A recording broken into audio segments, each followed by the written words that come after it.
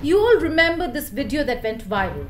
Well, why did the video of a woman performing aerobics really go viral? It has something to do with the situation in Myanmar. This woman was exercising right in front of the Myanmar parliament even as a military coup unfolded right in the background, and that's why this video became such a viral sensation. Now, what's really happening in Myanmar?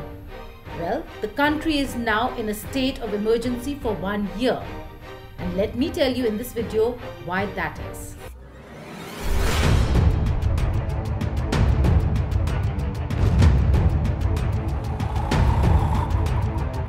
Now, in the beginning of February, Myanmar's military took control of the country. This has happened for the third time in Myanmar's history since its independence from British rule in 1948. After taking control, the entire country has been put into a state of emergency for 1 year, following which Aung San Suu Kyi, the state councillor of Myanmar, has been put under house arrest, and the top leadership of a party, National League for Democracy, also has been put under arrest and detention. TV channels, phone lines and internet services have also been cut off in the nation following the coup. Now, what are the possible reasons for Myanmar's coup d'etat? Let's begin with reason 1, the constitution itself. Myanmar's military drafted the 2008 constitution and put it to a questionable referendum in April that year. The NLD not only boycotted the referendum but also the elections that were held in 2010 under the constitution. Article 417 of the country's constitution allows the military to take over in times of emergency. According to the military, the coronavirus crisis and the government's failure to postpone November elections were reasons for the emergency. Under its provision, the military reserves the rights to 25% of the seats in both houses of parliament.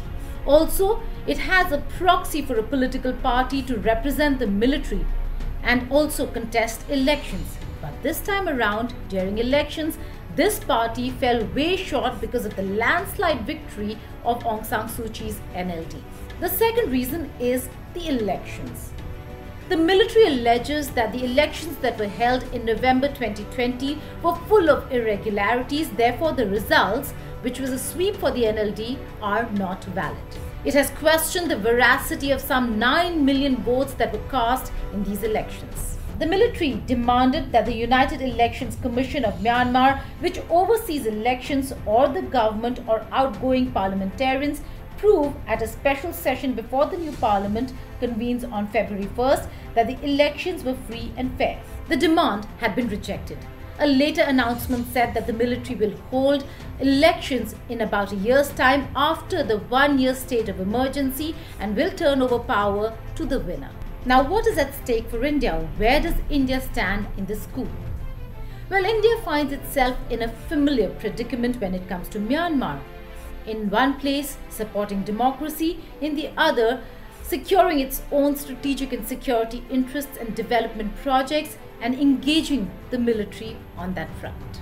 Even though since the military coup, there has been little or no engagement between New Delhi and the military in Myanmar, India still wants to remain engaged because of the following reasons. India wants to continue its development activities in Myanmar, particularly in the sensitive Rakhine state, where it is building the Sittwe port as also homes for the Rohingya.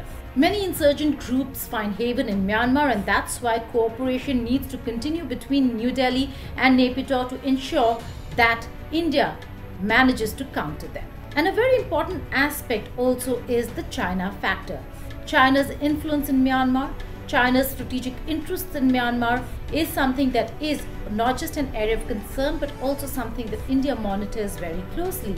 China also continues to support insurgent groups and arm them.